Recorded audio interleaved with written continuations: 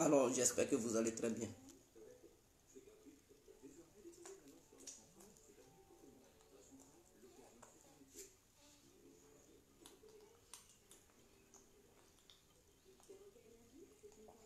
Connectez-vous.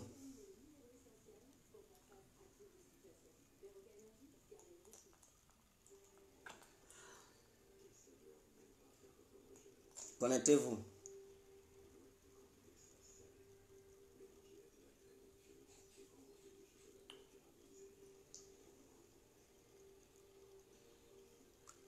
Partagez le direct. Ce direct est un conseil à mes frères et à mes soeurs de l'Ouest.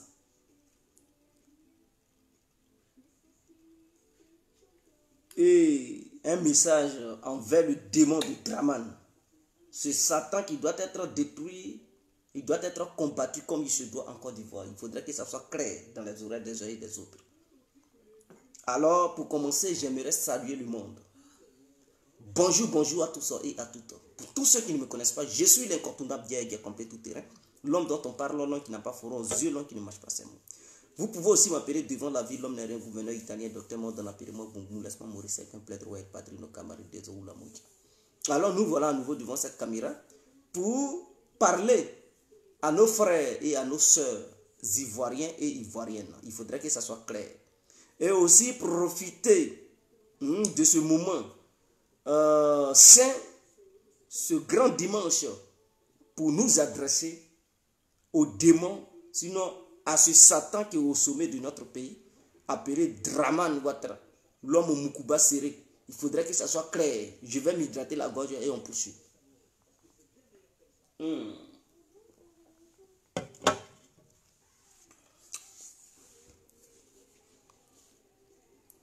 HN Adama, big up à vous. Maître Adama, Flavie Onro, big up à vous. Fofana Mori, big up à vous. Je sais que vous n'êtes pas d'accord avec moi. Je sais que vous m'insultez. Mais je vous fais quand même un big up. Il faudrait que ça soit clair. Alors, cette vidéo, j'aimerais m'adresser à mon frère Charlie Parker, à ma soeur Gouza Naounou, à ma soeur Léa Kotié et à mon frère Zasso Patrick dit en global.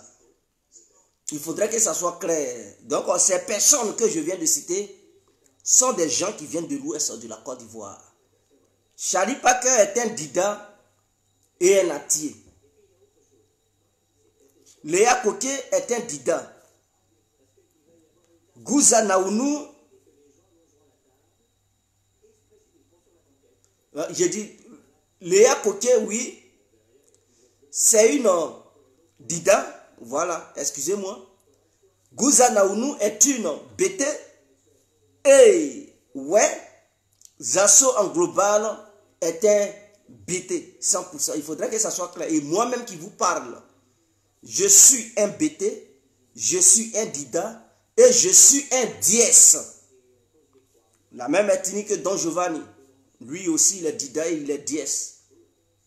Sauf qu'il n'a pas le côté BT.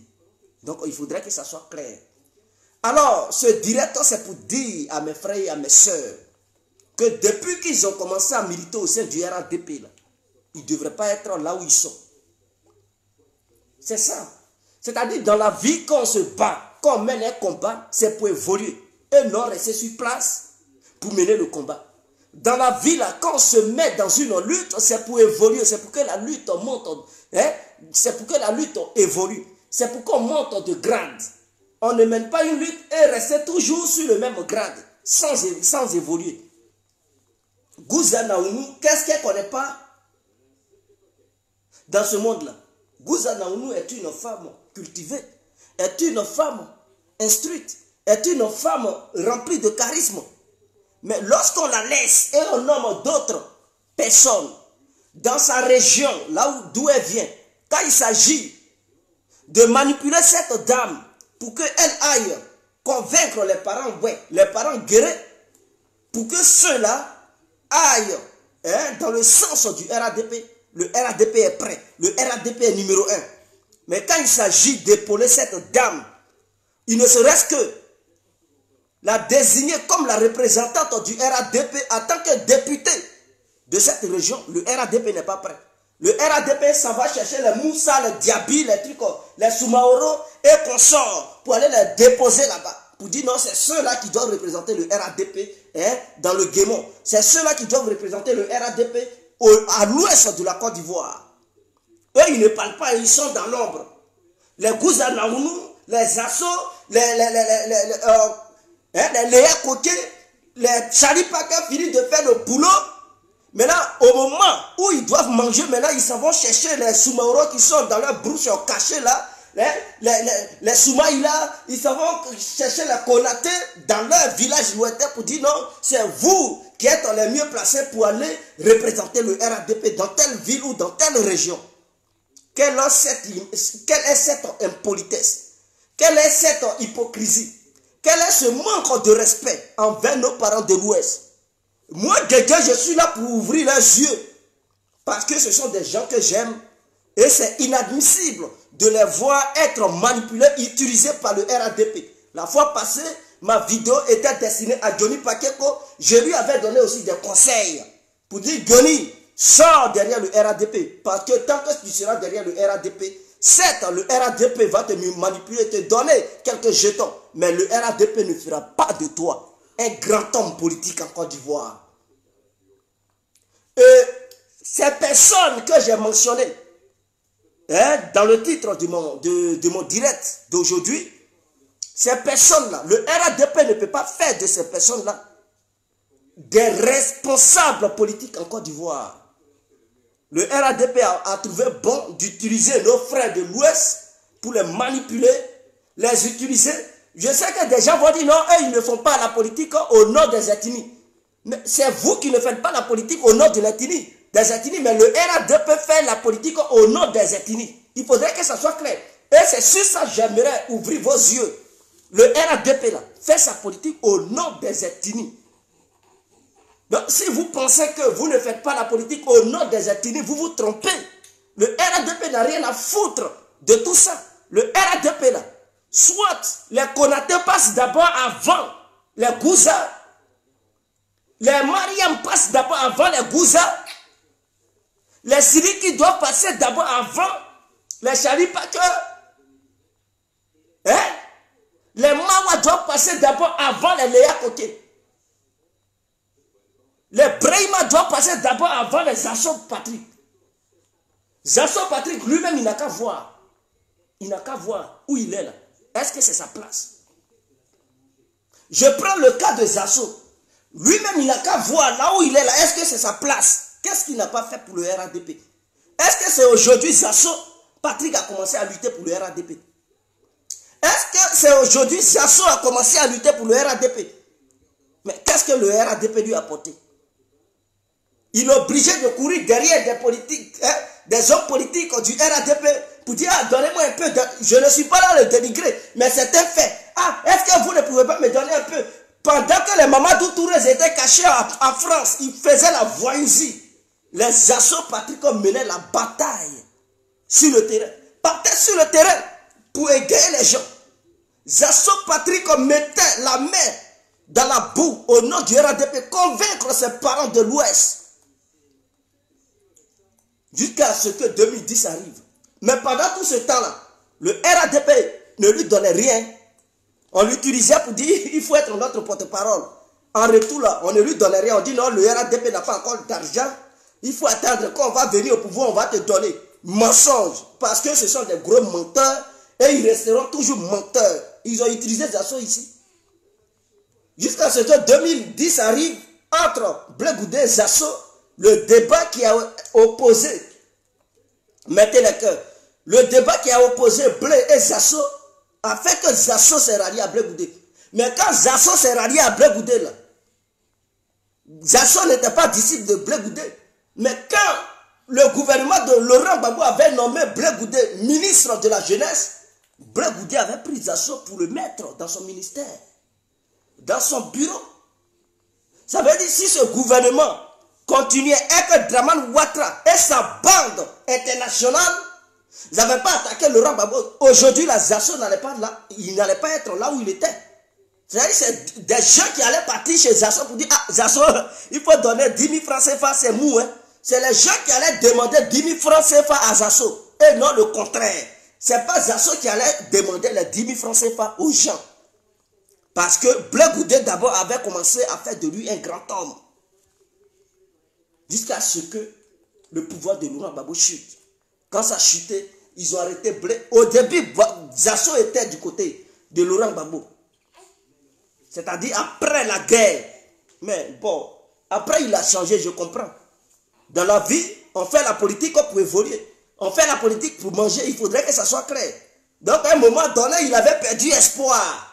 Il pensait que Blé et Gbagbo, ils n'allaient pas être libérés de la CPI. Donc pour lui, ils allaient être condamnés. Alors il fallait trouver quelqu'un chez qui il fallait partir. Et en regardant parmi les hommes politiques, mais Zasso avait trouvé bon de suivre Alassane Ouattara. Parce qu'il savait qu'Afi, qui était l'opposant de Ouattara, n'avait pas les moyens financiers. Et donc, le seul homme qui avait les moyens financiers, la puissance financière, c'était Dramane Ouattara. Malgré son alliance avec Dramane Ouattara ne lui donnait rien. C'est Ahmed Bakayoko qui s'occupait de lui. C'est Ahmed Bakayoko qui faisait tout pour satisfaire Zasso Patrie. Ouattara n'a même, malgré qu'Ahmed Bakayoko faisait un effort pour lui donner quelque chose, Ahmed Bakayoko ne lui avait rien proposé comme poste. Il ne lui avait rien proposé comme poste. Ça veut dire, nos frères Djoula là, ils ne changeront jamais. Ce n'est pas envers tous les Djoula, hein. Je sais qu'il y a des Djoula qui sont bien. Ce n'est pas d'eux je parle. Mais la majeure partie des Djoula là, ils ne vont jamais changer. Ahmed Bakayoko, il avait un bon cœur. Tout le monde le sait. Mais il savait que Zasso Patrick n'était pas un Djoula. Il savait que Zasso Patrick était un BT. Il savait que Zasso Patrick avait lutté pour le RADP. Mais il n'était pas prêt. Même il ne serait-ce qu'un petit poste au sein de la mairie d'Abobo. Pour dire Zasso, viens, reste auprès de moi. Il ne l'a pas fait. Parce que lui, d'abord, il n'avait pas encore fini de nommer les Ouattara, les Seydou, les Sidiki. Il était là, il dit, Zasso, si tu as besoin de 10 000, viens me voir. Mais pour dire, il va nommer Zasso pour qu'il travaille. Il n'est pas prêt. Et il a fait comme ça jusqu'à après, il est mort. Quand il est mort, qui au sein du RADP va dire, Zasso, viens travailler? Nulle part. Ouattara même, il fait comme s'il ignorait Zasso. Il fait comme s'il ne connaissait pas Zasso. Est-ce qu'il est prêt même pour accueillir Zasso? Il n'est même pas prêt, il s'en fout de lui. Ceux qui sont autour de Ouattara, ils font comme s'ils ne connaissent pas Gbagbo. Oh, Blé Goudé, il ne peut pas. Blé Goudé ne peut pas être au pouvoir. Voir Zasso et se comporter comme s'il ne le connaissait pas. Il ne peut pas le faire. Il allait dire, Zasso, viens. Viens, on va travailler. Et c'est ce qu'il a fait. Donc, quand vous voyez l'ingratitude du RADP, vraiment, c'est de la honte en marmaille. Gouza Naounou, où elle est là? La bataille qu'elle mène là. Si le RADP était un bon parti politique, si ce parti politique n'était pas rempli de xénophobie, je vous le jure, Gouza Naounou allait avoir une petite place au moins au sein du gouvernement de Ouattara. Même si ce n'est pas au sein, Gouza Naounou devrait avoir quand même une place au sein d'une mairie ou bien au sein d'un député, je dis, au sein d'une mairie ou auprès d'un député du RADP dans la région d'où elle vient. Mais le RADP n'est pas prêt. Le RADP préfère les Mariam Touré qui s'en vont en Afrique du Sud pour aller faire Niaga là-bas pour nuire l'image de la Côte d'Ivoire. Le RADP préfère les Kandia Camara qui sont en guerre avec la langue de Molière. Le RADP préfère les voyous et les personnes dignes de confiance qui se battent pour le bien-être du RADP. Le RADP s'en fout de ces gens-là. Gouza Naounou, ce n'est pas sa place. Elle mérite gros. Quel conseil elle ne donnait pas? Quand Diaby Lassine était venu ici faire les tournées en Europe, qu'est-ce que Gouza n'a pas fait? Elle était sur tous les fronts. Elle a aidé le RADP. Mais est-ce que le RADP l'a nommé quelque part pour dire non? Gouza n'a qu'à être la représentante de tel truc du RADP. Ou bien la représentante des militants du RADP venant de l'Ouest. Au moins, Si le RADP était reconnaissant, le RADP allait proposer ce petit poste-là à Gouza. Mais non. On dit non, les militants du RADP qui sont en Europe là-bas, c'est tard. Et puis, ils ont encore choisi quelqu'un du Nord. Pour dire c'est lui qui est le président de tous les militants du RADP, le représentant officiel de tous les militants et de toutes les militantes du RADP, que tu sois Seri, que tu sois Madou. On dit c'est ce dernier-là qui est le truc. L'ingratitude, parce qu'ils ne sont pas prêts à considérer les autres qui viennent dans les autres, des autres régions. Ils ne sont pas prêts à considérer les autres qui viennent des autres régions, qui ne viennent pas des régions du Nord. C'est de ça qu'il s'agit. Charlie Packer, ce qu'il fait là, la communication qu'il fait au nom du RADP, est-ce que les ados-moutons du Nord là, ils peuvent le faire? Les ados-moutons, les ados-ânes, est-ce qu'ils peuvent le faire? Ils ne peuvent pas. Parce qu'à l'ouest de la Côte d'Ivoire, on sait comment la Côte d'Ivoire est. En matière de communication, nous sommes les numéro 1. C'est-à-dire, nous sommes innés avec. C'est l'ADN qui coule dans nos veines. Ça coule dans notre sang. La communication, le verbe, l'oratoire. Tous ceux qui viennent de l'ouest de la Côte d'Ivoire sont nés avec. Et ce n'est pas un débat. Mais malgré ce qu'il fait là, le RADP propose quoi? Même il ne serait-ce que, Charlie, tiens au moins, je ne sais pas, quelque chose, tu vas payer ta connexion chaque fin du mois, et on va penser à toi. Ils ne le font pas, ils s'en foutent. On dit non, il faut militer. Mettez le cœur, il faut militer par conviction. On ne milite pas pour de l'argent. Regardez-moi des gens comme ça, qui sont écervelés. Les ministres de Draman, là, eux, ils militent par conviction. Ouattara n'a qu'à dire, bon, il n'y a pas d'argent, vous ne serez pas payé pendant un an. Vous allez voir démission. Il va prévoir des démissions de ministres en Côte d'Ivoire là-bas. Vous pensez qu'ils sont prêts pour travailler gratuitement? Lui qui est le représentant du RADP là, en France là-bas où vous êtes là. Vous pensez que s'il ne gagne pas le jeton là, il allait être représentant? Ou bien il allait dire, je suis président par conviction. C'est parce que son jeton tombe. Ils n'ont qu'à dire, on ne te paye pas. Il allait dire, non, lui, il a ses travaux à faire, il a son travail. Il ne peut pas laisser son travail pour s'occuper des trucs du RADP. Et donc, c'est parce que le jeton tombe qu'il a accepté d'être président du RADP. En France, là-bas. Est-ce que vous comprenez?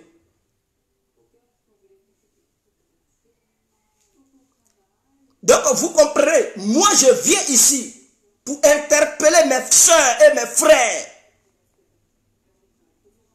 de l'Ouest qui sont au sein du RADP. Quittez le RADP. Vous savez, je vais vous dire la vérité. L'incontournable, ce qu'il dit, ça arrive toujours. Votre Draman, là, son règne est terminé.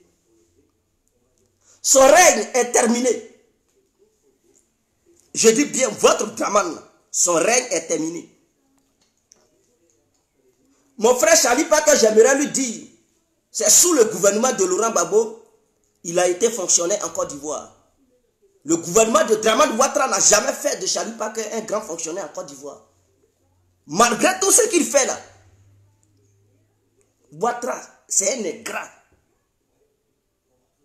Lui et sa bande sont des ingrats. Ils ne sont pas reconnaissants. Mon frère Charlie, quitte le RADP. Prends ta place auprès de l'opposition. Prends ta place auprès de l'opposition. Je sais de quoi je te parle. Le RADP va tomber bientôt. Le RADP là, c'est le dernier mandat de Ouattara. Et je vais vous dire pourquoi. C'est le dernier mandat d'Alassane Ouattara. Le RADP ne peut plus remporter la victoire en 2025. C'est un fait, ce n'est pas un débat, mais c'est un fait. Je vais vous dire un truc. Alassane a régné durant ces 10 ans et demi là, parce qu'il n'y avait pas un véritable opposant à Dramane Ouattara. On prend de 2011 jusqu'à aujourd'hui. Qui était opposant de Dramane? Est-ce qu'il y avait une véritable opposition en Côte d'Ivoire? Il n'y en avait pas.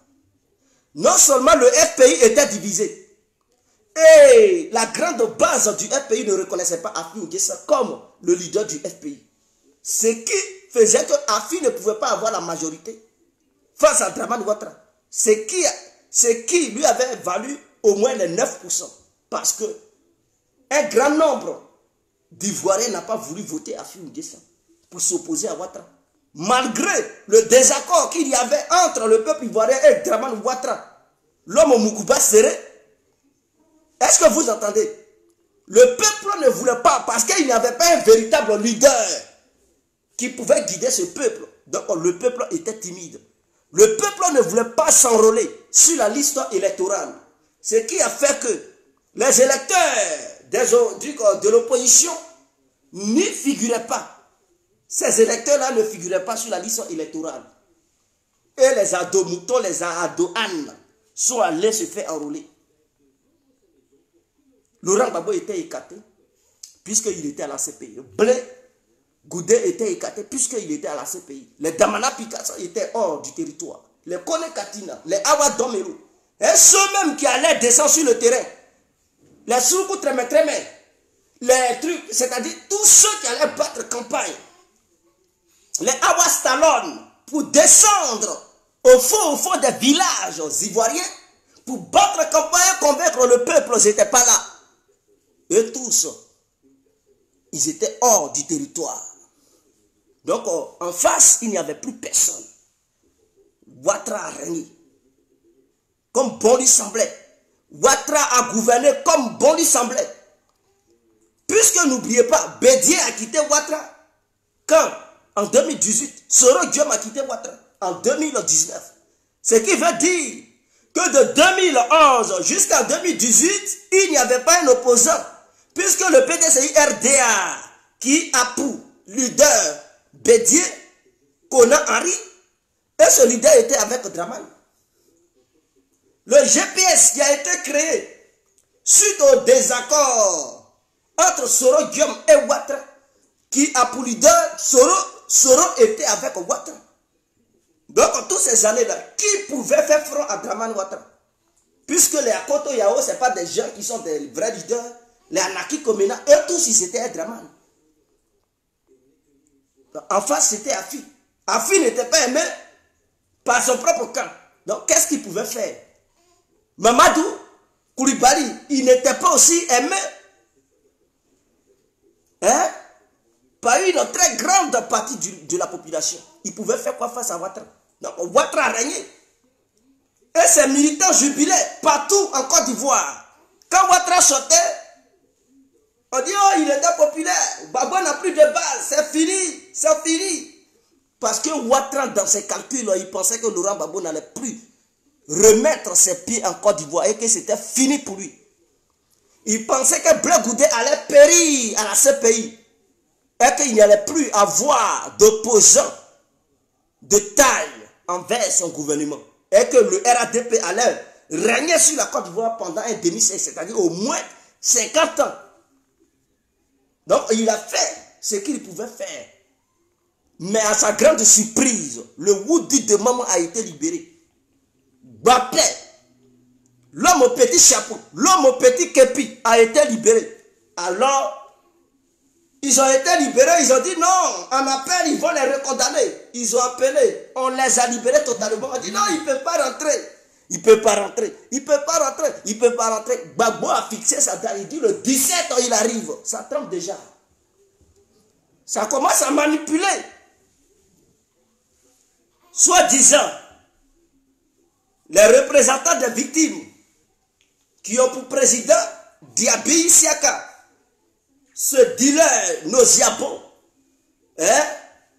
ce dernier qui a comme au niveau d'études CP, il n'a même pas le BPC.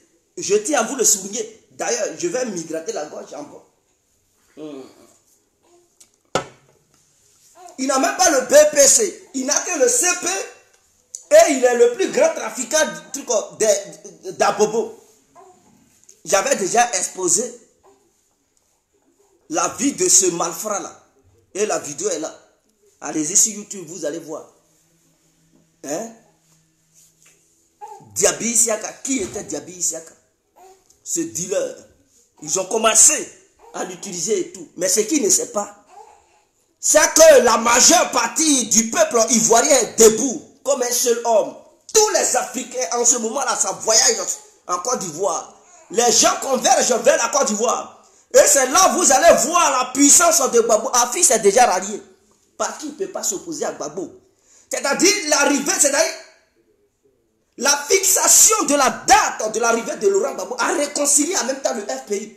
C'est ce qu'on dit. Gbagbo n'a même pas encore tenu de discours. Hein.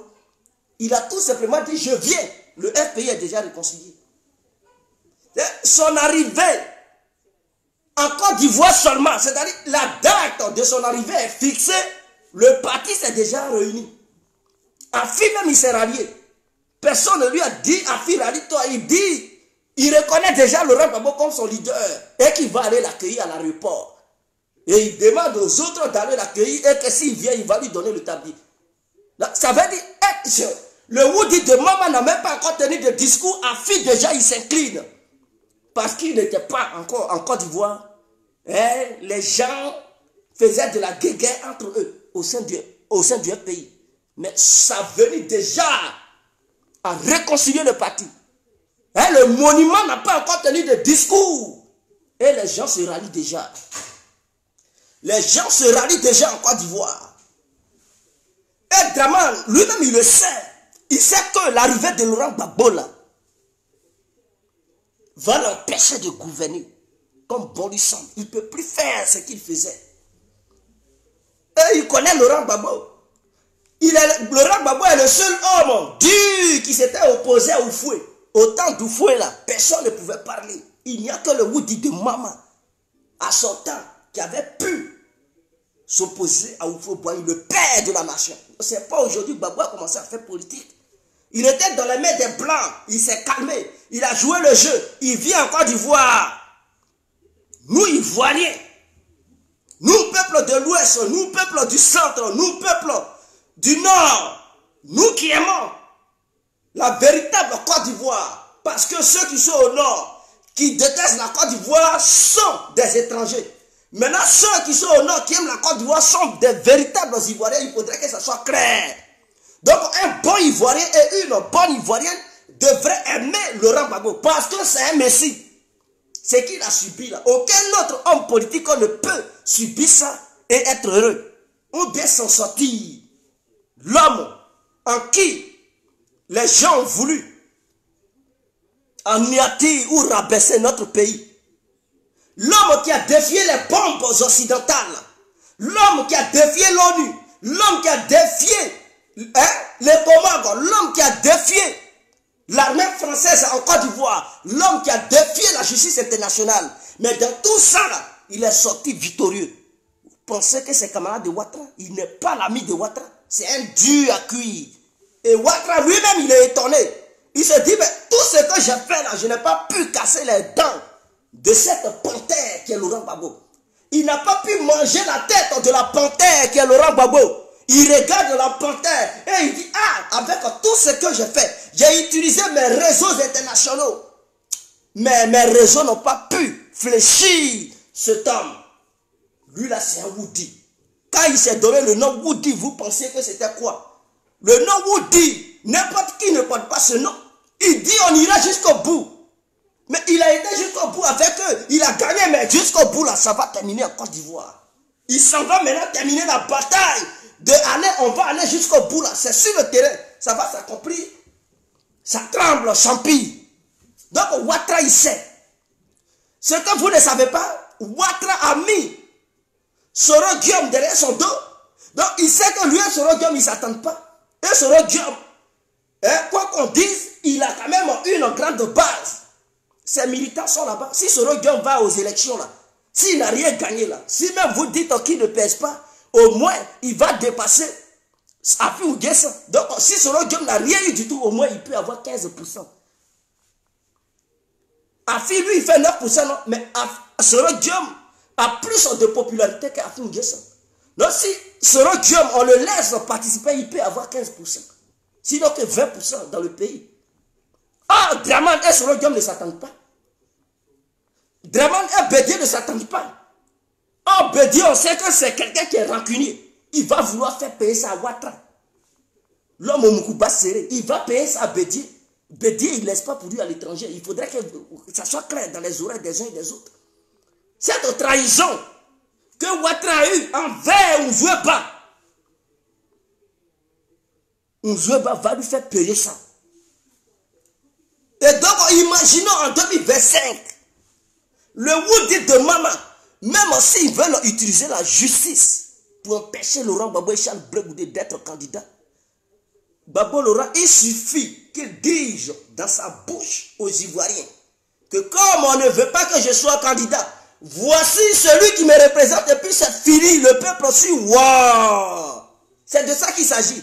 C'est-à-dire, il suffit que Laurent Gbagbo fasse sortir des propos de sa bouche pour dire comme Dramane Ouattara dit, il ne faut pas que je vais me présenter. Comme quoi je suis condamné. Je désigne celui-là en tant que le candidat du FPI. Suivez le peuple ivoirien. Et c'est fini. C'est fini. Tout le monde, waouh! Gbagbo a dit, on s'incline, on suit. Et sur le terrain là, Soro ne va pas dire que ces militants n'ont qu'à voter Ouattara. Bédié ne va pas dire que ces militants n'ont qu'à voter Ouattara. Donc il va arriver, il va avoir un changement stratégique. Oh, un candidat supporté par Laurent Gbagbo en Côte d'Ivoire, dont Laurent Gbagbo lui-même il lève la voix et il demande au peuple de voter celui-là. Blé Goudé est sur le terrain en train de battre campagne, les Damana Picasse sont sur le terrain, les Strucou très même, hein? Ils sont sur le terrain. Ils savent battre campagne. Vous pensez que votre Ouattara va faire un coup KO? C'est dans un rêve. Ouattara ne peut pas faire un coup KO. Il tombe dès les premières heures. Il tombe. C'est dès la première heure là. On met Ouattara dans un coma calamiteux. Ça veut dire qu'il va perdre. Au premier tour, ce n'est pas un débat. Il ne peut pas faire un coup KO. Il faisait un coup KO là parce qu'il n'avait pas un candidat en face de lui. En 2020, là, il a fait quoi? Il a pris KKB là, il dit que c'est son opposant. Mais c'est de la plaisanterie. Et vous vous attendez à quoi? Mais c'est un coup KO il va faire. Depuis quand KKB est soutenu dans le pays là. Même si Ouattara, on place Soro Guillaume, on dit Ouattara, toi et Soro Guillaume, allez-y, Ouattara ne peut pas faire un coup KO. Il va avoir du mal à gagner. Et même il se peut que Soro Guillaume gagne Ouattara. Donc quand il a vu ça, il dit non, le petit est dangereux. Il faut le pourchasser. Donc là où le Laurent Gbagbo est parti, là, Ouattara ne peut plus l'arrêter. Parce qu'il sait que le jour où il va vouloir l'arrêter, c'est la fête de son règne. En 2011, il a été arrêté parce que l'armée française l'avait soutenu. Il avait l'accord de l'ONU. L'armée française était impliquée là-dedans. Voilà pourquoi ils ont réussi leur coup. Mais cette fois-ci, au moment où la géostratégie mondiale a changé de camp, la France n'a plus son influence qu'elle avait dans les années 2010 là. Et que n'importe quel pays peut se lever aujourd'hui pour dire merde dans la France, on ne veut plus de vous là. La France n'a pas intérêt à commettre l'erreur qu'elle a commise dans les autres pays. C'est fini. Et donc Ouattara, il sait bel et bien que l'entraide de Laurent Gbagbo ne va pas pousser Ouattara à arrêter Laurent Gbagbo pour dire non, il va le conduire en prison. Ce jour-là, son pouvoir chute. Donc quand vous faites ces différentes analyses, vous comprenez que Ouattara là, c'est son dernier mandat. Et il ne peut plus continuer. Le RADP ne peut plus gagner. Le RADP là, ne peut plus remporter de victoire en Côte d'Ivoire en 2025. Donc quelqu'un qui sait lire la politique, qui est au sein du RADP, qui sait que le RADP ne lui apporte rien. Le RADP ne lui rend pas sa monnaie, malgré son effort. Cette personne-là devrait claquer la porte pour dire merde à la fin. Et quitter le RADP pour venir dans le bon camp. Rejoignez-vous à Laurent Gbagbo. Rejoignez-vous à l'opposition ivoirienne. Laurent Gbagbo, il ne parle pas trop. Quand il va partir, vous allez voir l'accueil qui lui sera réservé, c'est-à-dire du jamais vu depuis que la Côte d'Ivoire a été créée. Même Houphouët Boigny, le père de la nation, il n'a jamais eu, là, il n'avait jamais eu cet accueil que les Ivoiriens réservent à Laurent Gbagbo. C'est toute l'Afrique qui sera debout. Les Blancs qui le détestaient, eux-mêmes, là, ils vont parler de lui ce jour-là. Leurs caméras seront branchées sur la Côte d'Ivoire pour voir l'arrivée de Laurent Gbagbo. Le Woody, le prophète de la nation arrive. quitter derrière Ouattara. Ouattara, c'est fini, c'est du passé. Ouattara, c'est fini, c'est du passé. L'arrivée de Laurent Gbagbo poussera Dramane Ouattara à libérer les prisonniers. Que ce soit les militaires et les civils arrêtés de façon arbitraire, il va les libérer. Parce que les données vont changer. Le peuple ne va plus respecter Ouattara, l'homme au Mougouba serré. Il n'aura plus de respect pour lui en Côte d'Ivoire. Il n'aura plus de respect pour lui. Lui et sa bande. Voilà pourquoi ça tremble. Ils disent non. Accueillez-les dans le calme. Il n'y a aucun calme.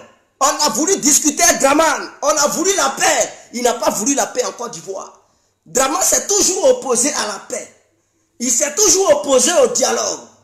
Il a toujours connu la violence. C'est la violence qu'il pratiquait sur nous. Maintenant, à notre tour, il dit non, accueillez-les de façon apaisée, on ne veut pas de troubles. Oh, nous, on veut des troubles. C'est le moment, votre temps est passé. Au moment où nous, on ne voulait pas de troubles, on voulait que Ouattara libère nos prisonniers. Et tout ça, Ouattara ne voulait pas. Lui, là, il arrêtait seulement, il mettait en prison, il s'en foutait. C'était la dictature qui avait atteint son summum. Maintenant, là, on ne veut plus de dialogue avec Dramane. Et à partir d'aujourd'hui, on ne reconnaît plus Dramane Ouattara comme le président légitime de la Côte d'Ivoire. C'est ce mot d'ordre qu'on va donner aux Ivoiriens. Tous ceux qui vont accueillir Laurent Gbagbo le 17 juin 2020 ne reconnaissent plus Dramane Ouattara comme le président de la Côte d'Ivoire. Boycotter toutes les actions que Ouattara va mettre sur pied. S'il ne veut pas qu'il saute pour aller caler en l'air, on s'en fout de lui. On s'en fout de lui. Et donc, comme mes frères, mes soeurs, je les aime. Voilà pourquoi je tiens ce discours pour leur demander de quitter le RADP. Parce que le RADP et son avenir politique vont mourir bientôt. Le RADP là va mourir politiquement bientôt. Ne va plus faire plus de 5 ans au pouvoir. C'est fini. C'est leur dernier mandat. Eux-mêmes, ils sont conscients. Est-ce que vous comprenez? Le RADP est le parti politique le plus radin. Il vous donne combien? Vous qui abattez le travail. Ce que vous faites là, sur les réseaux sociaux là. Ceux qui choisissent là-bas comme députés, ils n'ont qu'à les représenter là. Eux là, ils font quoi? Ils foutent rien. Mais tout simplement, ils sont prêts à les nommer comme leurs représentants pour représenter le RADP parce que ceux-là, ils viennent du Nord. Leur stratégie, vous n'avez pas encore compris ça, mes frères et mes soeurs. Leur stratégie, c'est de pousser les nordistes, envahir toute la Côte d'Ivoire et se maintenir dans le secteur stratégique du pays. Même les régions qui ne parlent pas, les régions qui ne comprennent pas les langues du Nord, ils prennent les nordistes pour aller les imposer là-bas. Un bon politicien là, s'ils étaient intelligents, s'ils étaient cultivés là, ils allaient utiliser les gens de la région pour faire d'eux les représentants du RADP, pour représenter le RADP là-bas. Ainsi, le peuple de ces régions-là allait se reconnaître en leurs représentants et se rallier davantage au RADP. Mais eux, ils ne le font pas. Ils ne le font pas, ils s'en foutent. Ils ne le font pas, ils s'en foutent. À Divo qui n'est pas chez la Djoula, ils prennent un Brahima, c'est un nom comme ça que je donne. Hein. Ils prennent un Brahima et disent, ouais, toi tu es le député du RADP. Voilà, reste à Divo. Parce que les militants de l'opposition ne veulent pas voter. Donc ils imposent. Mais parmi le RADP, il n'y a-t-il pas des Dida capables de représenter le RADP à Divo? Maintenant, eux, ils n'ont rien à foutre. Ils écartent tous ceux qui sont Dida et puis ils mettent un Djoula là-bas. À l'ouest là-bas, à Bangolo et tout ça là. Ils écartent tout le monde et puis ils mettent des Djoula là-bas. À Lakota, c'est pareil. Dans les autres villes, c'est pareil. On en a marre. Ils prennent des dettes, ils endettent la Côte d'Ivoire. 17 000 milliards. Et puis ça, ce n'est pas la seule dette que la Côte d'Ivoire doit. C'est-à-dire les chiffres changent. C'est comme le dollar, la monnaie, euro, ça peut changer d'un moment à l'autre. Donc cette fois-ci là, ils ont donné les chiffres par rapport, au moment. C'est-à-dire si la monnaie change, si ça augmente, la dette ivoirienne va augmenter. Si la monnaie change là, la dette, c'est-à-dire le dollar, l'euro là, ça peut faire 650. 1 euro, ça peut faire 655 francs. Mais si ça change, et qu'on dit, bon, 1 euro là, ça fait 700 francs CFA. Mais la dette ivoirienne aussi ne va pas rester 17 000 milliards. Ça va aussi augmenter. Il se peut que ça arrive à 19 000 milliards ou bien 20 000 milliards. Si la monnaie change, hein, si le taux de trucs d'échange évalue ou bien ça varie, mais la dette ivoirienne aussi va varier. Donc voici le problème, voici le danger. Et quand on leur parle de ça, ils disent, est-ce que l'Amérique n'est pas le pays le plus endetté? Ah bon? L'Amérique là, c'est un pays industrialisé. La Côte d'Ivoire a combien d'industries? La Côte d'Ivoire est-il un pays industrialisé? Non. L'Amérique a les moyens de sa politique. L'Amérique a les moyens de sa politique. L'Amérique peut rembourser ses dettes. Côte d'Ivoire peut rembourser quoi? Non seulement on est capable de rembourser les dettes, mais on court derrière les dettes. Ouattara est devenu chasseur de crédit. Hein? Il chasse au crédit, on dirait chien qui poursuit Agouti. Quel est ce président-là? Quel est ce dirigeant moribond? Il dit qu'il avait sauvé l'humanité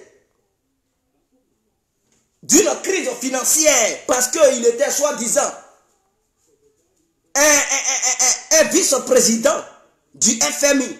Maintenant, on lui confie la petite Côte d'Ivoire. C'est ses amis, hein, ses amis, soi-disant communauté internationale, lui confie la petite Côte d'Ivoire et il n'arrive pas à gérer la Côte d'Ivoire. Toi qui as sauvé l'Inde, qui fait 1,5 milliard d'habitants, toi qui as sauvé le Japon, toi qui as sauvé la Corée du Sud, toi qui as sauvé, je ne sais, d'autres pays, la Côte d'Ivoire qui fait uniquement 25 à 26 millions là, tu n'arrives même pas à gérer ça. Et tu pousses à son crédit, on dirait un chien qui poursuit, hein, qui poursuit un agouti. C'est malheureux, c'est déplorable. Mais qui va rembourser ses dettes? Qui va rembourser ses dettes? Il est là endetté la Côte d'Ivoire. Et le futur gouvernement qui va venir, les puissances internationales vont utiliser ces dettes-là pour mettre la pression. Pour dire à ceux qui ne veulent pas signer les contrats. Hein? Les contrats illégaux, c'est-à-dire, si la Côte d'Ivoire a des puits de pétrole, ces lobbies-là vont venir pour dire, bon, la Côte d'Ivoire au moins 5%, eux ils ont 95%. Quand la Côte d'Ivoire va protester pour dire non, on veut 50-50, gagnant-gagnant, 50-50, ils vont dire non, la Côte d'Ivoire nous doit 17 000 milliards ou bien 20 000 milliards. Donc, soit vous signez le contrat, vous avez 5%, on a 95%, ou soit vous remboursez la dette, vous nous remboursez notre argent. Choisissez. Si la Côte d'Ivoire n'a pas les moyens, la Côte d'Ivoire sera obligée de signer de tels contrats. Et c'est ce qui va faire appauvrir encore davantage le peuple.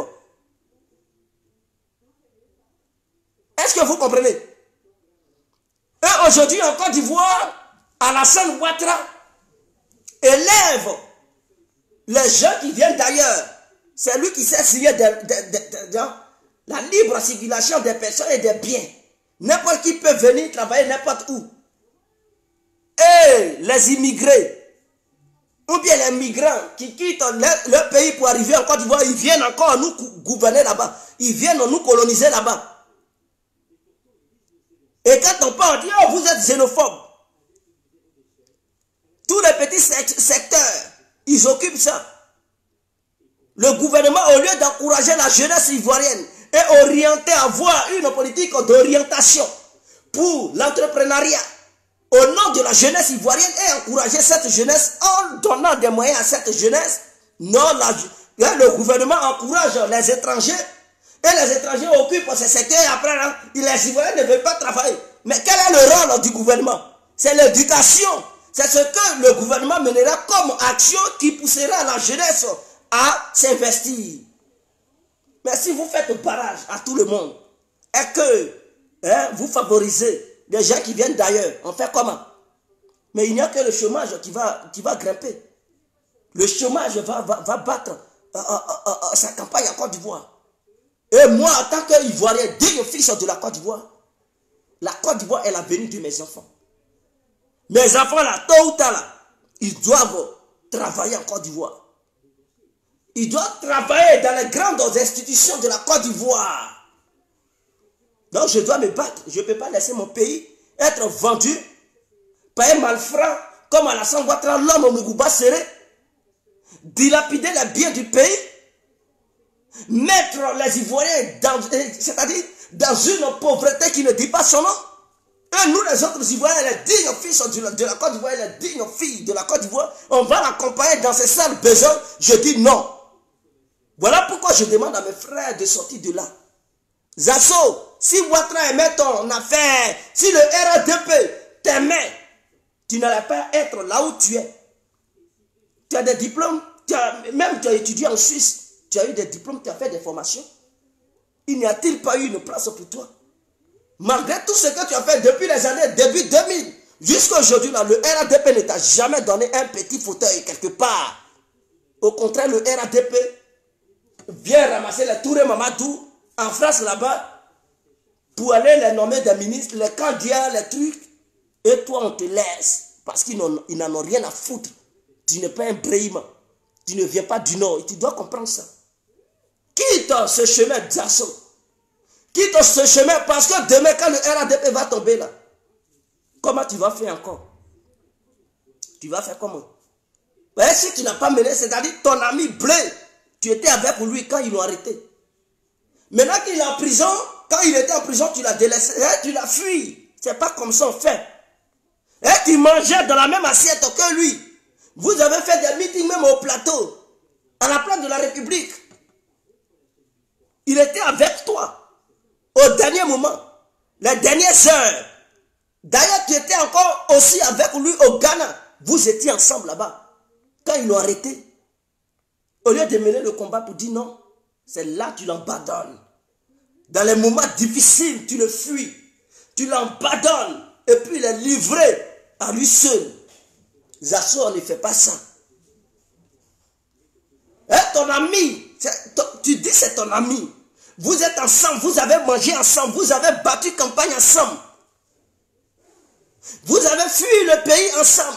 Vous vous êtes retrouvés dans un autre pays voisin ensemble. On l'arrête là-bas. Et toi, tu l'abandonnes. Tu es sérieux là, Zasso? Est-ce que tu es sérieux? On ne fait pas ça. Tu devrais mener la bataille. Tu devrais quand même aller lui rendre visite à la CPI. Tu ne l'as même pas faite. Tu partais en Belgique. La Hollande est à côté. Tu viens en Belgique ici. La Hollande est tout près. Au lieu d'aller lui dire un petit bonjour, même quand il a été libéré, tu n'as pas eu le courage d'aller là-bas pour dire, ah, mon frère, bonjour, il ne va pas te rejeter. Tu ne l'as pas fait. Au contraire, tu augmentes encore sa douleur. Au contraire, tu fais des vidéos pour taper sur lui. Mais demain, là, tu sais que ton Ouattara, il va tomber. Et quand tu vois dans le gouvernement de Ouattara, après Ouattara, qui va remplacer Ouattara? Les Gom ne sont plus là. Les Ambak qui étaient aimés par une grande partie de la population, ils ne sont plus là. Ils ont été empoisonnés.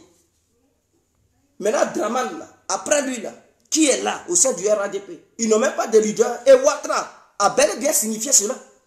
Quand Go est mort là, il a dit quoi? Devant vous, les militants du RADP, il a dit, il n'y a pas de cadre capable de remplacer Gon Coulibaly. Voilà pourquoi moi, Alassane Ouattara, je me représente. Ça veut dire quoi? Ça veut dire depuis que Draman Ouattara a commencé à faire la politique, il n'a pas formé de cadre. Depuis les années 90, jusqu'à aujourd'hui, là, il a formé qu'un seul cadre. Il avait formé un seul cadre, Gon Coulibaly. En dehors de lui, là, il n'a pas pu former un autre cadre. Donc, aux yeux de vous tous, il a dit, personne ne peut remplacer Gon Coulibaly et personne ne peut être un candidat du RADP parce qu'ils n'ont pas le niveau. Ce qui veut dire que Ouattara, là, depuis toutes ces années-là, il n'a pas été capable de former des cadres au sein du RADP. Donc, lui, pour former un seul cadre, il prend 25 ans ou 30 ans pour former un seul cadre. Tu comprends, Zasso? Il prend 18 ans ou 19 ans pour former un seul cadre. Donc, Ouattara, il vient de vous dire que vous n'êtes pas intelligent. Vous êtes des tarés. Et donc, lui, en dehors de lui, là, il ne voit plus quelqu'un d'autre capable de le remplacer. Voilà, tout est clair. C'est ce qu'il voulait dire par là. Et il a bel et bien signifié. Est-ce que tu comprends Zasso? Qui va remplacer Ouattara au sein du RADP? Les Adama Bitogo là, M. Boker, il n'est pas présidentiable, mon frère. Il a certes les moyens, mais il n'est pas présidentiable. Et vous savez que vous ne l'aimez pas au sein du RADP. Il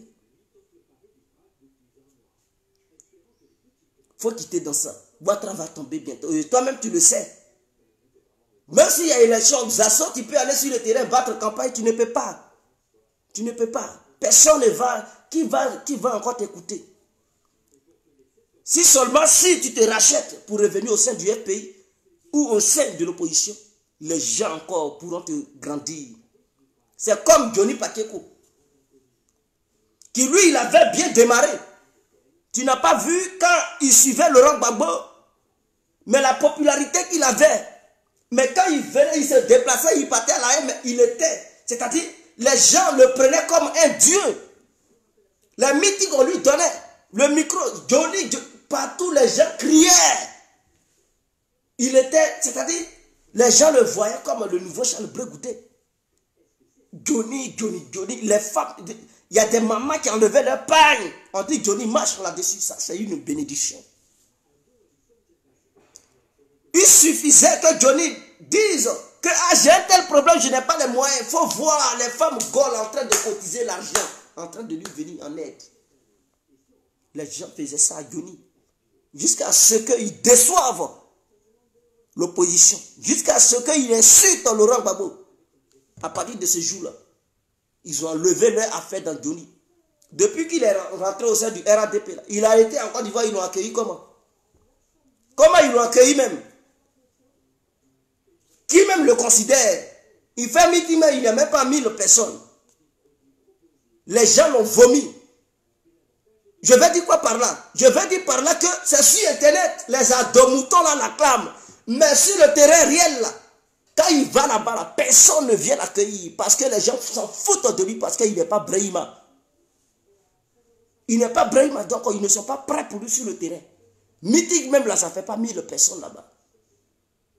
Oh, si il suivait Laurent Gbagbo et puis il partait en Côte d'Ivoire, je vous le dis, à cause de Johnny, l'aéroport allait remplir comme si c'était Gbagbo qui venait. C'est-à-dire les gens, ils allaient se déplacer en masse pour dire Johnny Pakeko arrive. Ils allaient l'accueillir comme si il était. Ils allaient le lever. Et s'il posait sa candidature à Gagnoa, il allait battre les Gikaoué et les Marie Odette Lounion. C'est-à-dire les bêtés, ils allaient le voter pour dire lui là, il s'est battu. Mais la preuve en est que depuis qu'il a craché Gbagbo là, il a été à Gagnoa, il dit il va 13 c'est 13 voix il a eu là-bas. Ah, il y avait les Djoula à Gagnoa. Pourquoi ils ne l'ont pas voté? Parce qu'il n'est pas Djoula. Johnny là, il n'est pas Djoula, ils ne sont pas prêts pour le voter. Ils sont allés voter le candidat du RADP. Et puis ils ont rejeté Johnny. Aussi internet, ah Johnny, bravo Johnny. Mais sur le terrain, il dit votez-moi. Ils l'ont laissé, ils sont allés voter leur frère. Ils sont allés voter leur frère Ouattara. Ou bien Sidiki à Gagnoa. Ils n'ont pas voté Johnny, ils s'en foutent. C'est comme Gouza. Aujourd'hui, elle peut se lever pour dire elle s'en va à Giglo, ou bien à Gitrozo, ou bien dans une ville de l'Ouest pour être candidate à une élection de la députation ou bien une élection municipale. Écoutez, les gens qui habitent là-bas, qui aiment Laurent Gbagbo et qui aiment l'idéologie de Charles Blegoudé et la vision de Laurent Gbagbo, qui détestent le RADP, vont boycotter Gouza. Et les Djoula qui aiment Alassane Ouattara ne vont pas voter Gouza. C'est-à-dire, si Alassane Ouattara délègue quelqu'un qui est Djoula là-bas, là, eux tous ils vont aller vers chez lui. Et puis ils vont laisser Gouza, ils ne vont pas la voter. Si elle a trop eu là, peut-être ils vont lui donner 5 voix. Et ça sera les membres de sa famille. C'est ce que je veux leur faire comprendre. Que ces gens-là, ils sont ingrats. Tu vas beau faire là, ils s'en foutent de toi. Ils ne vont pas t'élever. Ils ne vont pas faire de toi un grand homme ou bien une grande dame politique. Ils vont profiter de toi pour placer leurs parents, pour positionner leurs parents. Et demain, quand tes yeux vont voir clair, c'est déjà trop tard. C'est ce que je veux faire comprendre à mes parents. Zasso lui-même, il sait, il est au sein du RADP. Il sait qu'au nord, là, il ne peut pas choisir une ville du nord pour dire, lui, Zasso, il va candidater là-bas. Il va là-bas, il ne va même pas le voter. Une voix même, il ne va pas avoir ça. Peut-être même, si son représentant même est Djoula là, il ne va pas le voter ce jour-là. Il va dire, ah mais j'ai un représentant dans le bureau de vote, mais ton représentant ne va pas te voter. Il va voter son frère Djoula. Zasso même, il le sait. Donc, il n'a pas qu'à de vouloir poser sa candidature au Nord parce qu'il suit le RADP. Personne ne va le voter. Eux tous, ils vont voter leur frère Djoula. C'est de ça qu'il s'agit. Zasso, il sait que même s'il va gagner, personne ne va le voter. Les Gbagbo même, ils vont le lapider. Eux-mêmes, ils vont le chasser pour dire on ne te vote pas. Maintenant, les militants de Adomouton qui sont là-bas, là, eux, ils ne vont même pas voter Zasso. Ils vont plutôt voter leur frère qui va dire lui aussi les candidats du RADP. C'est ce dernier-là, ils vont aller voter. Ce qui veut dire, vous comprenez dans quoi vous êtes mis. Vous comprenez que ceux-là, ils ne sont pas prêts pour vous. Mais en Côte d'Ivoire, là, qu'on est Katina aujourd'hui, il peut dire je suis candidat à Gagnoa au nom du pays, mais les bêtés vont le voter. Est-ce que vous comprenez la logique? C'est-à-dire, malgré il lutte pour Gbagbo, il vient du nord, mais s'il va à Gagnoa, dans le secteur de Gbagbo, pour dire moi, Koné Katina, je suis candidat du FPI, et je viens ici pour que vous me votez, tous les bêtés vont le voter. Eux, ils ne trient pas, ce n'est pas des gens qui sont xénophobes. Ce n'est pas des gens qui sont contre. Ils s'en foutent. Quand ils sont dans ton parti, quand tu es de leur bord politique, quel que soit ton ethnie, ils sont avec toi, ils te supportent. Ce sont des gens comme ça. Est-ce que vous comprenez? Mais les Djoula, non. Il faut bon militer dans leur parti. Tu vas au nord là, tu poses ta candidature, ils ne vont pas te voter, ils vont voter un nordiste. Donc vous comprenez la mentalité de ces gens-là. Ils sont hypocrites. Donc moi, ce que je tiens à vous dire, ces gens-là, Gouza Naounou, Grande Sœur, Zasso, Patrick, Charlie Paquet, Léa Coquet, où vous militez là, ces gens-là ne vont pas faire de vous des grands hommes politiques au pays là-bas. Ils ne vont jamais vous choisir comme leur candidat dans une ville ou dans une région. Tout ce que vous pouvez faire, vous allez vous présenter en tant que des indépendantistes. Mais là encore, ils vont vous boycotter, ils ne vont pas vous voter. Ah, si vous êtes au sein de l'opposition, au sein du pays, je vous le garantis. Avec tout ce que vous faites là, il suffit d'approcher là et puis ils vont vous positionner. Ils vont vous positionner. C'est de ça qu'il s'agit. Donc c'est le moment de couper l'alliance entre vous et le RADP. Mettez ça hors d'état de nuit. Parce que le RADP, son règne, va prendre fin bientôt. Ce que j'ai expliqué, la stratégie, les statistiques que j'ai données dans mes explications précédentes de ce direct, quiconque est aveugle, qui écoute mes propos, c'est bel et bien que Guégué n'a pas menti. Les Abdoulaye et Fofana, s'ils n'ont rien à dire, Tomodia, parce qu'ils savent qu'ils sont tombés. Est-ce qu'avant, ils pouvaient dire Modia? Ils allaient dire Ouattara calé. Mais là, la Ouattara même, lui-même, il chie sur lui. Parce qu'il a attendu que le Congo arrive. Il dit, je n'ai pas appris son arrivée. On n'a pas été informé. Informé ou pas, Gbagbo dit, il arrive.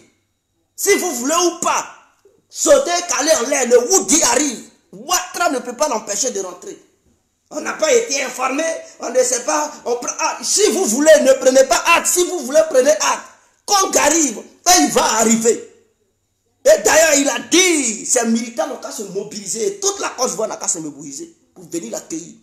Vous allez dire quoi? Non, n'allez pas là-bas. Si vous faites l'erreur de vouloir mettre les bâtons dans les roues de ceux qui vont aller accueillir Laurent Gbagbo, vous allez nous sentir. Ces machos-là, on va déplacer un à un au pays là-bas. On va déplacer vos machos, on est prêt pour vous cette fois-ci. Qui garde à celui qui dit les microbes et qui va s'asseoir dans un bac à un machette ou bien baisser ce jour-là. Lui-même, il va chier sur lui dans le bac. On ne va pas laisser les microbes cette fois-ci. Chacun a son belé dans sa poche. Mettez vos belets dans vos petits sachets. Buvez. Mettez-vous d'ail. Mais un daïko bien contrôlé. Un daïko, tu sais que tu contrôles tes pas. Mais si un adversaire vient en face de toi, mon frère, tu le vois comme une fourmi. Microbe ou pas, on mange ça, on va manger ça. Chacun avec sa Jack Daniel. Bouteille de Jack Daniel. Mettez-vous à l'aise, mes frères. Tapez-vous. Soyez prêts. Chacun dans son équerre. Porte le pantalon, que tu sais que quand tu es dedans là, tu peux bien faire des mouvements. Tu peux bien faire les jeux déjà, mon frère. Regarde un dernier qui a tombé sur toi, il mange, il dort. Ce jour-là, faites-leur dormir un à un. Ne les laissez même pas. C'est-à-dire, s'ils pensent qu'ils sont maudits dans la tête là, montrez-leur que non, la Likon n'est plus là. Montrez-leur que notre Choi n'est plus là. Montrez-leur que Ban Ki-moon n'est plus là. Montrez-leur que Goodluck Jonathan n'est plus là et que Ekomog n'est pas dans le pays là. Et que quiconque fera l'erreur, il va se trouver sur le chemin des militants de Laurent Gbagbo qui sont mobilisés, qui eux là, à partir du 17, ils ne vont plus voir Dramane Ouattara comme leur leader. Gbagbo arrive. Gbagbo est leur leader. C'est lui seulement ils vont écouter. C'est ça. Ils vont écouter uniquement Laurent Gbagbo, que Ouattara veut ou pas. Ils vont écouter Laurent Gbagbo. S'il ne veut pas, il n'a qu'à quitter le pouvoir. S'il ne veut pas, il n'a qu'à partir au Burkina, d'où il vient. Mais en tout cas, Ouattara va partir. 2025, là, ils ne vont plus proroger leur mandat. En 2024, là, tout le monde va se faire enrôler sur la liste électorale. Je serai même le premier. Tout le monde va se faire enrôler. Je dis bien, tout le monde va se faire enrôler. Je serai sur la liste électorale. On va faire dégager le RADP. On va battre campagne pour que le RADP et sa xénophobie notoire dégage de notre pays immédiatement. Et tous ceux qui ont commis des crimes doivent être arrêtés, jugés et condamnés. Ceux qui doivent être vraiment déportés, disparus, ils le seront. Mais en tout cas, il n'y aura pas de paix entre nous et le RADP. C'est des gens qui ne connaissent pas la paix. Non seulement ils sont des voleurs, des tueurs, des bandits, des pilleurs et des dictateurs. On ne négocie pas des dictateurs, ils sont des démons. Le démon, on combat le démon. Le Satan doit être combattu. Nous sommes des saints. Nous sommes du côté de Dieu. Pourquoi vouloir discuter avec le démon? Depuis quand on négocie avec un démon, on ne doit pas négocier le démon. Ouattara et son clan représentent les démons. Et les démons, on doit les démystifier. On doit les mater. On doit les combattre spirituellement et physiquement. Il faudrait que ça soit clair. Matez-moi les démons qui sont au pouvoir. Ils doivent être matés et chassés du pouvoir. C'est de ça qu'il s'agit. Non, arriver dans le calme. Personne ne va arriver dans le calme. On s'est trop tué. On s'est trop tué. Depuis 10 ans, 11 ans, les gens sont cloîtrés dans leur base. Les gens ne pouvaient pas parler. Les gens étaient timides. Ils étaient effrayés. Gbagbo arrive. Kong arrive. On va parler. On va parler. Quiconque va vouloir nous mettre les bâtons dans les roues, ce jour-là, il va nous sentir. Parce que ce jour-là, on va se réveiller de notre coma calamiteux. Et on va s'affirmer. On va s'afficher. Et chacun doit être prêt. Quand tu sois dans un village lointain, mon frère, débarque à Abidjan. Abidjan t'attend. Gbagbo arrive. Quand tu sois au fond de ton champ de cacao, quitte là-bas, viens à Abidjan. Ce jour-là, si Ouattara veut faire son truc, tout Abidjan, toute la Côte d'Ivoire va être à Abidjan. Quand c'est gâté, on gâte Abidjan en même temps. On va mélanger Abidjan en même temps. Si c'est gâté, on va mélanger tout Abidjan. Venez converger sur Abidjan. Venez. Si c'est 4 millions, venez seulement. Venez sur Abidjan. Au moins, il faudrait que Laurent Gbagbo soit accueilli en fanfare. 4 millions d'individus. Ce jour-là, si Ouattara se trompe, en même temps 4 millions d'individus se jettent sur Ouattara à Abidjan là-bas. On gâte tout. 4 millions d'individus doivent être prêts à Abidjan dans la capitale pour en découdre avec le RADP. Donc ce jour-là, si le RADP fait le rêve, et si le RADP fait le rêve de vouloir intimider, il ne serait-ce qu'un petit grain de cheveux d'un militant du RADP, on va en découdre avec le RADP. On va profiter de la situation et mélanger Abidjan en même temps. Donc soyez prêts mes frères, soyez prêts mes soeurs. C'est-à-dire toi, femme, si tu sais que tu ne peux pas courir, tu sais que tu n'es pas prête, reste à la maison.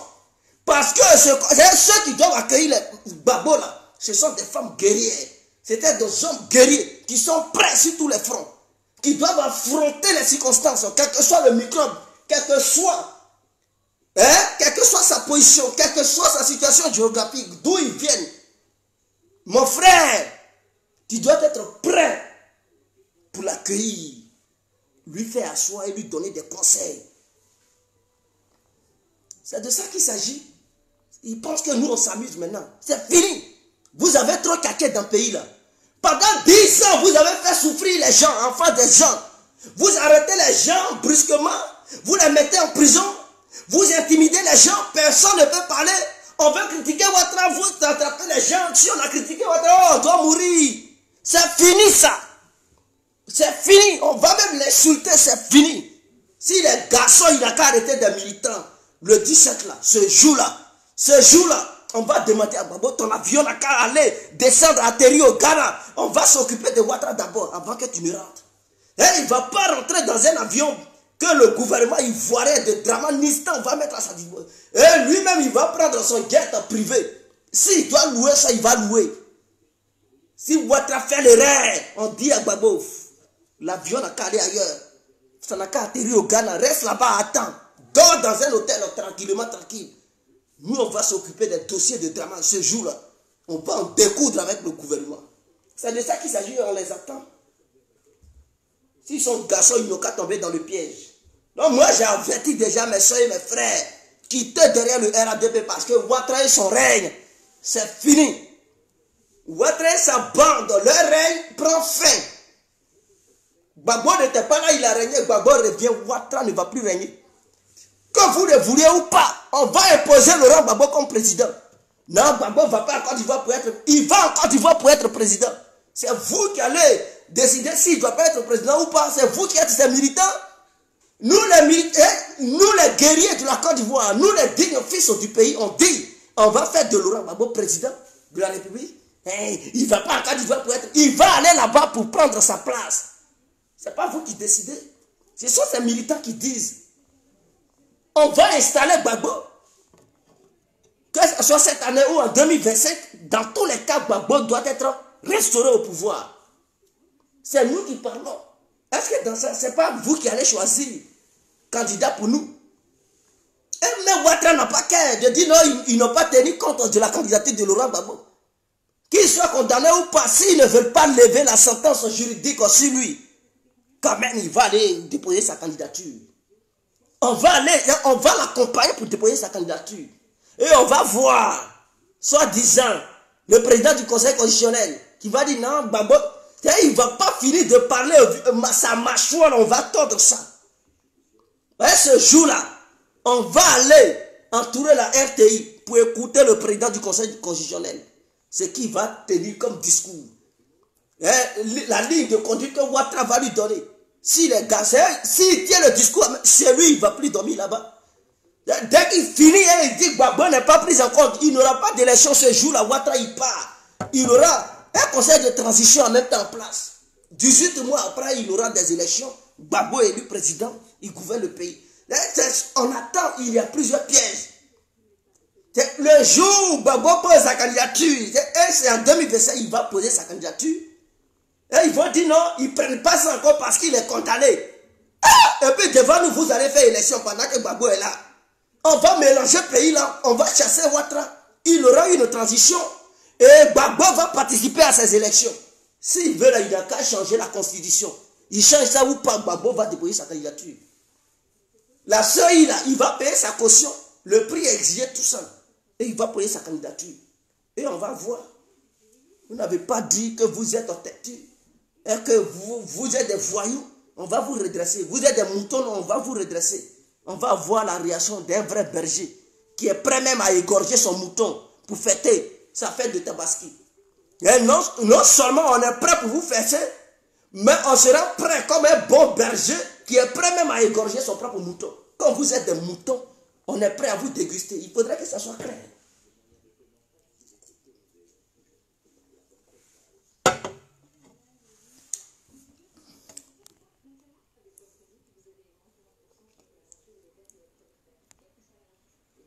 Donc voilà, on est prêt.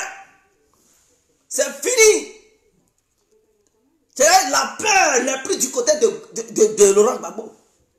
Laurent Gbagbo, là, il sait qu'il a tout subi. Ce n'est plus Ouattara qui va l'effrayer. Les grandes puissances, lui ont langué des trucs comme des bombes, des tonnes de bombes. Il n'a plus peur de quoi que ce soit. Il a été devant les juridictions internationales les plus influentes du monde. Il a gagné la bataille. C'est un mercenaire que Ouattara avait délégué pour condamner Laurent Gbagbo appelé Fatou Bensouda. Laurent Gbagbo l'a mis au tapis. Donc il n'y a plus de débat. C'est Dramane Ouattara qui va dire, Gandon ne rentre pas. Lui, il est qui? Il est qui pour empêcher Laurent Gbagbo? Laurent Gbagbo, vous n'aviez pas écouté son interview.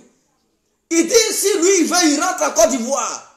Mais c'est parce que s'il rentre comme ça, il peut avoir mort d'homme. Voilà pourquoi il ne veut pas rentrer et puis il regarde. Mais cette fois-ci, là, trop c'est trop. Dramane veut jouer un jeu bizarre.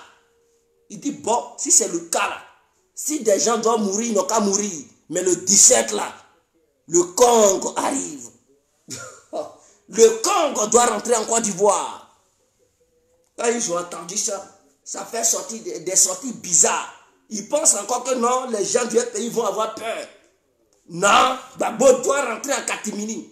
Eux-mêmes, ils ont compris que les militants de Gbagbo sont déterminés que les militants du RADP. Et ils sont prêts à en découdre. Les sorties qu'ils ont fait pour dire, hey, Gbagbo ne va pas rentrer en catimini. Si tu ne veux pas, à demain, il faut sauter, tu as calé en l'air. On va aller accueillir Gbagbo. Ce n'est pas des gens qui vont lancer des mots d'ordre. C'est le peuple même qui va se lever.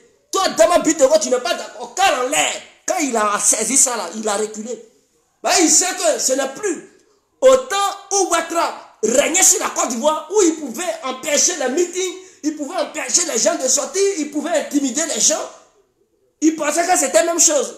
On vous dit que Gbagbo arrive, le génie arrive, le prophète arrive, et qui va empêcher le peuple ivoirien. Toi, tu es sérieux là? Faut tenter. Toi-même, tu as fui le pays. Tente en ce jour-là pour dire, non, tu as fui le pays toi-même. Les gens sont en colère, ils n'ont pas de courant, ils dorment avec des moustiques. Ils ont du mal à préparer sur les trucs en cuisinier électrique. Ils ont du mal à s'alimenter en gaz. Même pour boire l'eau, il n'y a pas d'eau potable. Les gens souffrent, ils ont la colère. Gbagbo vient réjouir le cœur. Gbagbo vient apaiser le cœur. Et toi, tu dis, il n'a qu'à venir à Katimini. Il faut répéter ça encore. Tu as quitté le pays. On va t'accompagner. Nous-mêmes, on va t'accompagner à quitter le pays. Regardez-moi une minute malfrat comme ça. Tu viens imposer des choses. Tu as compris vite. Tu as vite compris que non. Ton intimidation, ça ne passe plus. Vos bêtises que vous aviez fait pendant ces 10 ans ou 11 ans, ça ne peut plus passer. Le peuple est trop déterminé. Vous rigolez ou quoi? On est trop déterminé, on est trop gamé. On a one gamme en ce moment. On a trop one gamme, c'est fini ça. Si Gbagbo vient, il veut faire meeting. Il n'y a pas meeting, on mélange le pays. C'est-à-dire, on va tout faire pour chercher d'interpréter et mélanger le pays en même temps. Si on veut faire des meetings, si vous nous, on profite, on mélange en même temps. Donc vous êtes obligés de subir, vous êtes obligés de nous laisser mener nos actions. Et vous allez voir à chaque déplacement de Laurent Gbagbo, Ouattara n'a rien fait. C'est s'il n'y a pas eu de déplacement, au moins c'est 2 millions d'individus qui vont suivre Gbagbo. Et son arrivée seulement, ça doit mobiliser 4 millions d'individus et 4 millions de personnes qui doivent accueillir Laurent Gbagbo. Et au sein du pays là, s'il se déplace pour aller saluer les gens dans les différentes régions là, au moins c'est 2 millions d'individus qui vont suivre Laurent Gbagbo chaque jour. Qui se déplacera? Du jamais vu au pays. Ce que Ouattara n'arrive pas à faire. Ouattara, quand il se déplace, c'est 100 000 personnes. Il ne dépasse pas ça. Ça, c'est son plafond. Mais on vous parle d'un homme qui vient, qui sera suivi par au moins 4 millions à 2 millions, tout d'un coup. Même en Europe, là, leurs présidents ne font pas ça. Laurent Gbagbo est d'une autre dimension. Vous ne comparez pas Gbagbo à Ouattara. Gbagbo n'est pas un camarade de Ouattara. Ouattara ne peut pas être l'ami de Gbagbo. Gbagbo, lui, il lutte avec les grandes puissances. Ouattara, c'est un bébé, c'est un mounien. Gbagbo a affronté les Obama, les Sarkozy. Les Bensouda, il affronte les Ocampo, à la CPI et tout. À la force Nicolas, à l'ONU. Oui, ça, voilà sa promotion, sa catégorie. C'est avec ces gens-là qui fait la bataille. C'est avec ces gens-là qui il se mesure. Et vous êtes là, nous parler de Ouattara. Si Gbagbo a maté les Sarkozy, les Obama, les Bensouda, les Ban Ki-moon, les Choi, c'est votre Dramane là qui essuyait les toilettes du FMI là, qui va se comparer à Gbagbo. Mais vous rigolez. Hein? Un technicien de surface, vous voulez le comparer à notre prophète Laurent Gbagbo, à notre Messie. Mais vous rigolez ou quoi? attendez, vous faites un cauchemar. Qu'est-ce qui vous traverse dans la tête? Vous voulez comparer Louis Vuitton à un Samblaclo, mais vous rigolez ou quoi? Vous voulez comparer Gucci à Ado Kaflé, mais Ado c'est Ado Kaflé, son nom le signifie très bien, Ado, portez voir, Ado Kaflé, mais son nom c'est un Yougou Yougou. Laurent Gbagbo c'est la classe, c'est la classe, c'est le parfum extraordinaire, c'est celui qui fait rêver l'humanité tout entière. Même les Blancs sont tombés amoureux de lui. Les Américains regardent, ils disent, mais quel est cet homme? Il a une mission accomplie. Faire grandir la Côte d'Ivoire. On doit maintenant l'installer. La bataille internationale est finie. En Côte d'Ivoire, ce n'est plus une bataille. C'est une question d'installation. On va l'installer. On va installer Gbagbo. On va installer Gbagbo. On va l'installer. Que vous le voulez ou pas, il sera installé. Ce n'est pas vous qui décidez. Il peut pas être président ici. Le 17, on va vous montrer qu'on est prêt pour faire de lui encore président de la République de Côte d'Ivoire. Si vous ne voulez pas la quitter, le pays est pâté. Tous ceux qui ne vont pas vouloir voir Laurent Gbagbo comme président là, ils n'ont qu'à prendre leur famille, leur bagaille, ils n'ont qu'à dégager de la Côte d'Ivoire. Mais nous là, on va le réinstaller, le réinvestir comme président légitime de notre patrie, la Côte d'Ivoire. C'est de ça qu'il s'agit. Il n'y a plus question de négociation. Il sera réinvesti. Il va prêter serment devant vous. Et si vous ne voulez pas là, sautez, calez en l'air. Si vous ne voulez pas, prenez vos familles et dégagez de la Côte d'Ivoire. La Côte d'Ivoire n'est pas chez vous d'ailleurs. Voleur de pays. C'est vous qui venez voler le pays des gens et vous voulez imposer des gens aux gens. Non, Gbagbo ne va plus être président. Qui vous a dit ça? Est-ce que nous on a dit notre dernier mot? C'est vous qui parlez, vous dansez seul. Nous on n'a pas encore parlé. On n'a pas encore dit notre dernier mot et il ne peut pas être président. Gbagbo va être président. Même les grandes puissances, on ne pourra pas empêcher cela. C'est de ça qu'il s'agit. Il finit là. Il finit là. Brégoudé prend la relève. On ne veut plus voir un RHDP au pouvoir. Et tous ceux qui sont là, on va les mater un à un. On va désintoxiquer le pays. On va nettoyer le pays de Satan et ses petits voyous appelés les démons. Les démons sont appelés à être neutralisés, matés. Le RADP représentant le démon. Et donc, quiconque est RADP est un démon. On doit les mater comme il se doit. Donc, si vous ne voulez pas dégager,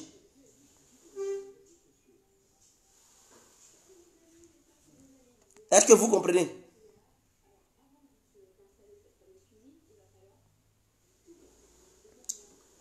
Donc, on est là.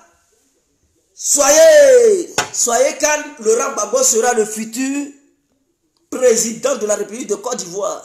Ce n'est pas une négociation, mais c'est un fait. Et Ouattara lui-même, il aura ses gros yeux pour pleurer dans le gros trou. On doit l'enfermer. Ouattara, là, il sera enfermé. Nous, on n'est pas mauvais pour le tuyau. On va l'enfermer pour qu'il voie le règne de Laurent Gbagbo. On peut quitter d'une prison et devenir président. Et de président et aller dans une prison. C'est-à-dire il va remplacer Gbagbo à la CPI. Là où il a mené Laurent Gbagbo, là, à la CPI, nous-mêmes, on va l'accompagner aussi là-bas. Et on va donner ses dossiers à quelqu'un d'autre. Gérer ses dossiers. Il n'y aura aucun militant qui va aller là-bas. Parce qu'il sera déjà vieux. Et les adomoutons, ce sont des moutons.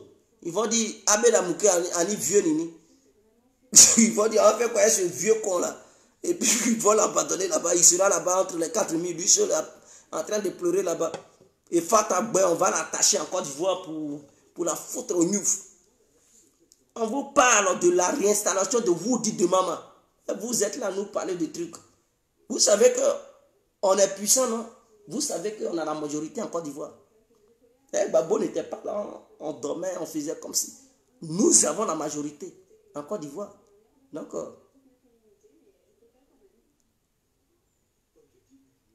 nous avons la majorité en Côte d'Ivoire et Gbagbo sera réinstallé.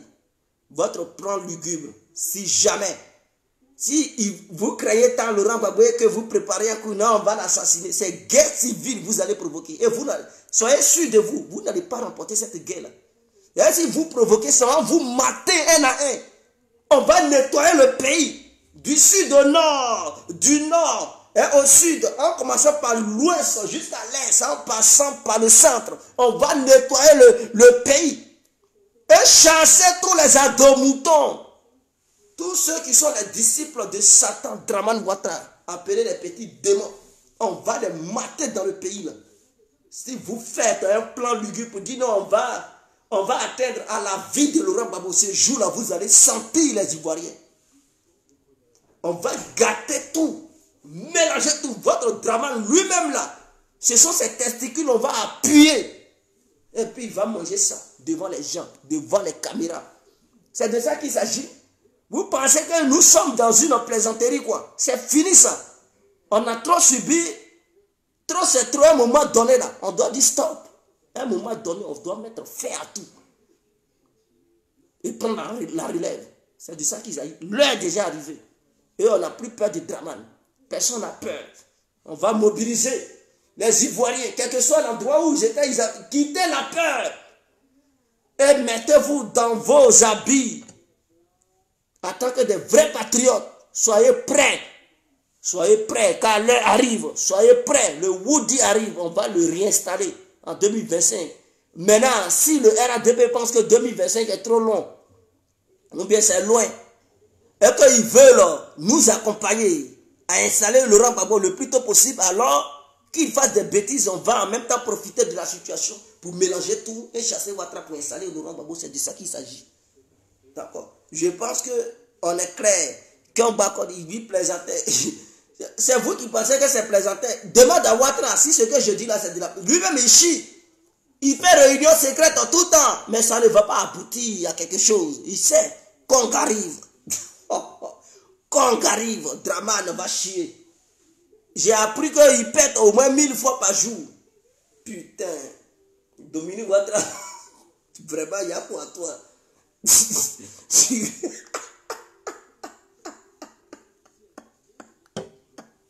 Pète de Dramane Ouattara. Putain. Quand il fait faux, mon frère, tu ne peux pas rester à côté. Ça sent mauvais. Dominique.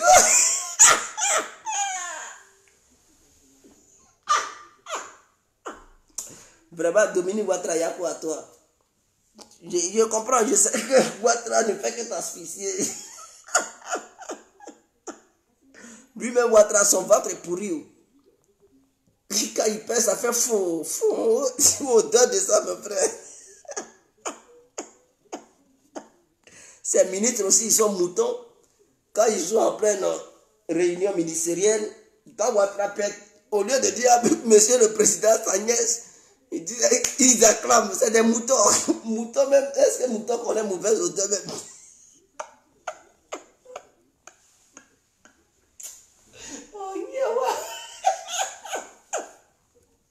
Un mouton, c'est qu'on lui donne image. C'est qu'on lui demande de respirer, il respire. Il ne connaît pas bon, il ne connaît pas mauvais. Mouton. Vraiment, il y a quoi à vous? Bon, je vais m'hydrater la gorge et je vous remercie. Et n'oubliez pas, tous ceux et toutes celles qui ont des problèmes d'accouchement, c'est-à-dire tes trompes sont bouchées, tu veux avoir un enfant, ma soeur, tu es fatigué, des médecins, il n'y a pas de solution, viens me voir. Je te donne le médicament, non seulement ça débouche tes trompes, et ça te permet de tomber enceinte. Et tu vas devenir maman. Mon frère, tu as problème. Et tu mougoues tout le temps la petite. Et tu n'arrives pas à durer sur elle. Le frapponnage en puissance, tu n'as pas ça, mon frère. Viens me voir. Mon médicament, ce n'est pas à côté. C'est différent d'Atoté. C'est un médicament qui a pour objectif de traiter la maladie et mettre ça en état de nuit de façon définitive. Donc, c'est-à-dire la faiblesse sexuelle. Si tu en as besoin, viens. Et des gens ont déjà acheté, ils savent de quoi je parle. Dieu ne parle pas de quelque chose qui n'est pas bon. Quelque chose qui n'est pas bon non plus tout. Alors, si tu as problème de rein, Au lieu d'aller faire des dialyses, si tu sais que tes reins ne sont pas encore pourris, parce qu'il y a des gens, leurs reins sont déjà pourris, on ne peut plus rien faire. Ce n'est pas de ça que je parle. Si tu as insuffisance rénale et que tu sais que tes reins sont encore récupérables, c'est-à-dire qu'ils ne sont pas encore pourris, ils sont encore là, mais ils n'ont plus la capacité de travailler comme ils devaient le faire. Mon frère, viens me voir, ou ma soeur, tu me vois.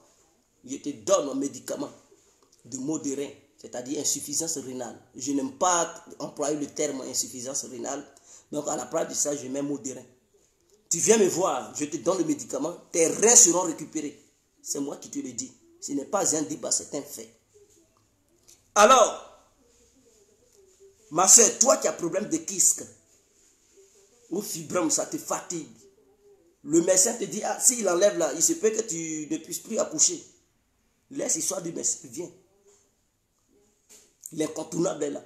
Le médicament, non seulement, quelle que soit la taille de ton fibrome, même si ton fibrome a poussé des dents, mon médicament va casser les dents de ce fibrome, neutraliser ça, bolon la grosse tête de ce fibrome, mets ça au état de nuit. Les kystes qui étaient accrochés sur tes troncs, j'ai dit, le médicament va neutraliser ça, mets ça au état de nuit.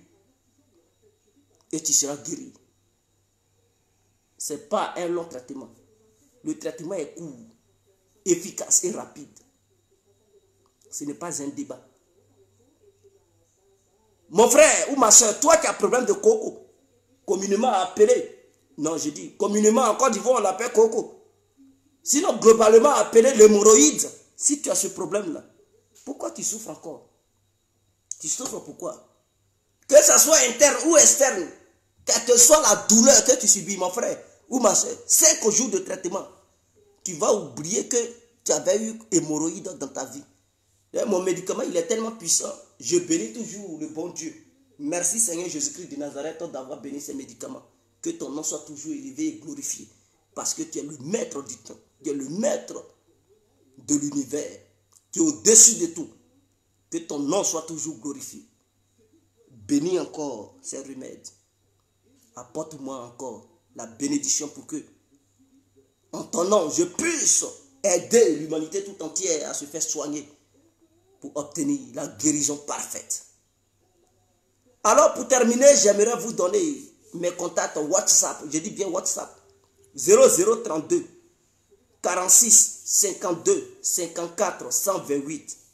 Donc ça, c'est mon WhatsApp. Tu enregistres ce numéro, ma soeur ou mon frère, tu peux me joindre sur WhatsApp.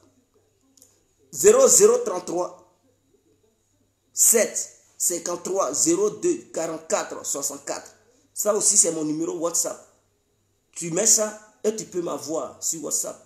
Donc, les personnes qui n'ont pas bien saisi mes numéros, une fois la vidéo terminée, réécoutez la vidéo.